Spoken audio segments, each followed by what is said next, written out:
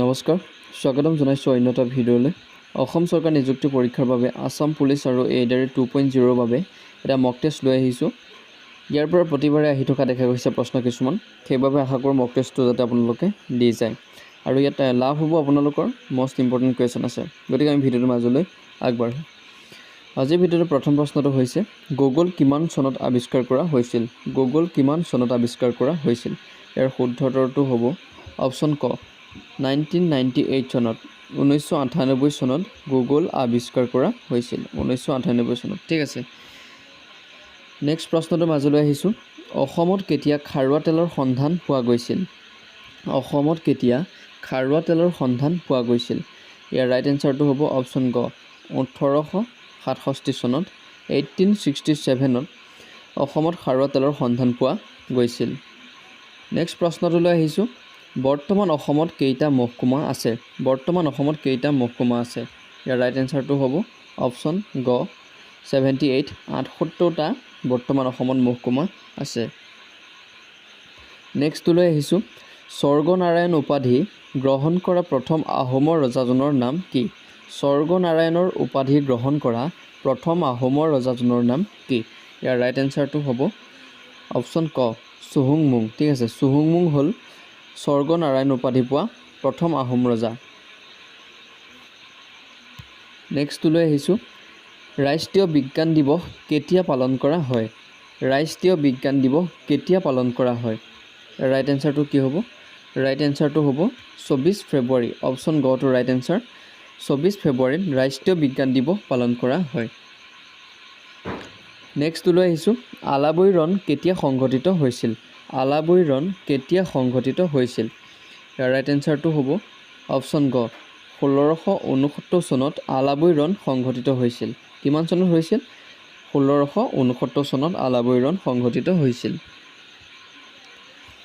নেক্সটলৈ আহিছোঁ অসমত বন গৱেষণা কেন্দ্ৰ ক'ত আছে অসমত বন গৱেষণা কেন্দ্ৰ ক'ত আছে ইয়াৰ ৰাইট এনসাৰটো কি হ'ব ৰাইট এনসাৰটো হ'ব অপশ্যন ঘ যোৰহাট ঠিক আছে যোৰহাটত অসম বন গৱেষণা কেন্দ্ৰটো আছে নেক্সটলৈ আহিছোঁ কোনখন মহাসাগৰত বাৰমুদা ত্ৰিভুজ অৱস্থিত কোনখন মহাসাগৰত বাৰমুদা ত্ৰিভুজ অৱস্থিত ইয়াৰ ৰাইট এনসাৰটো কি হ'ব অপশ্যন ঘ আটলান্টিক মহাসাগৰত বাৰমুদা ত্ৰিভুজ অৱস্থিত ঠিক আছে এইটো ইম্পৰ্টেণ্ট কুৱেশ্যন এইটো আহি যাব পাৰে সেইকাৰণে ভালকৈ মনত ৰাখি থবা নেক্সটলৈ আহিছোঁ হিউৱেন চাঙে কিমান চনত অসম ভ্ৰমণ কৰিছিল হিউৱেন চাঙে কিমান চনত অসম ভ্ৰমণ কৰিছিল ৰাইট এনসাৰটো হ'ব 640 খ্ৰীষ্টাব্দত হিউৱেন চাঙে অসম ভ্ৰমণ কৰিছিল কিমান খ্ৰীষ্টাব্দত 640 খ্ৰীষ্টাব্দত হিউৱেন চাঙে অসম ভ্ৰমণ কৰিছিল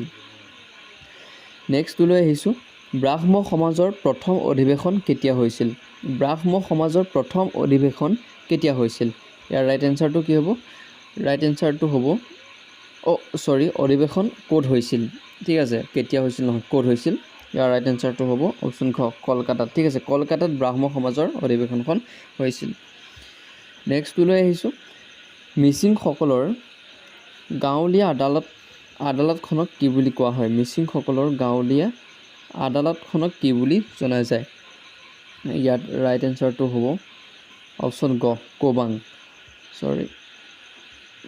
কোবাং ঠিক আছে মিচিংসকলৰ গাঁৱলীয়া আদালতটো হ'ল কোবাং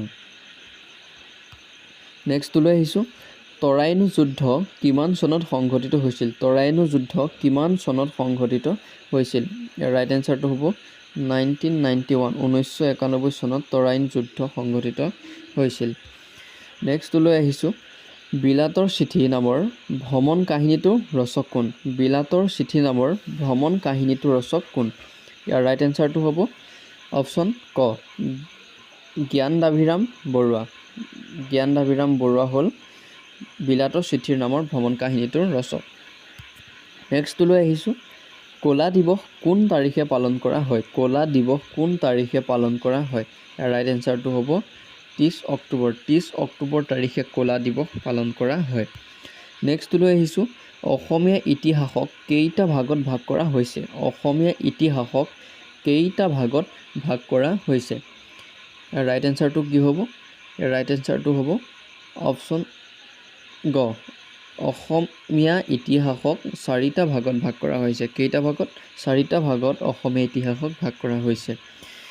নেক্সটলৈ আহিছোঁ, য়ং ইণ্ডিয়া গ্ৰন্থখনৰ লেখক কোন?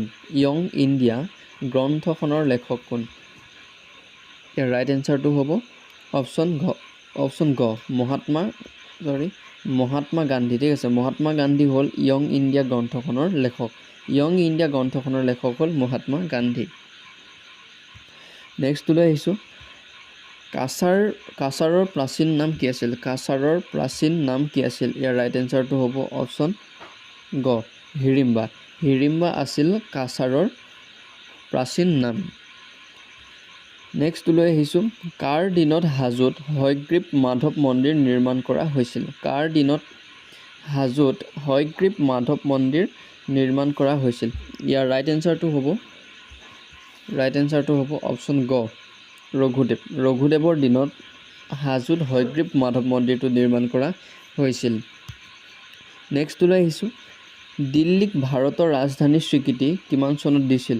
দিল্লীক ভাৰতৰ ৰাজধানীৰ স্বীকৃতি কিমান চনত দিছিল? ইয়াৰ ৰাইট এনচাৰটো কি হ'ব? ইয়াৰ ৰাইট এনচাৰটো হ'ব 1931। ঠিক আছে, 1931 চনত দিল্লীক ভাৰতৰ ৰাজধানীৰ স্বীকৃতি দিয়া হৈছিল।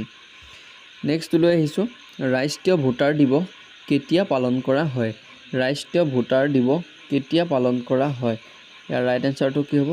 ৰাইট এনচাৰটো হ'ব অপশ্যন ক 25 জানুৱাৰী। 25 জানুৱাৰীত ৰাষ্ট্ৰীয় ভোটাৰ দিৱস পালন কৰা হয়। চ' বন্ধুসকল, ভিডিঅ'টো আজি ইমানেই আছিলে। যদি ভিডিঅ'টো চাই ভাল পালে প্লিজ ভিডিঅ'টো এটা লাইক কৰি চেনেলটো ছাবস্ক্ৰাইব কৰি কাষত থকা বেল আইকনটো প্ৰেছ কৰি থৈ যাবা। এনেধৰণৰ যদি ভিডিঅ' লাগে তোমালোকে কমেণ্ট কৰি জনাবা। মই এটা নতুন ভিডিঅ' বনাই আকৌ তোমালোকক দিম। ঠিক আছে, ধন্যবাদ।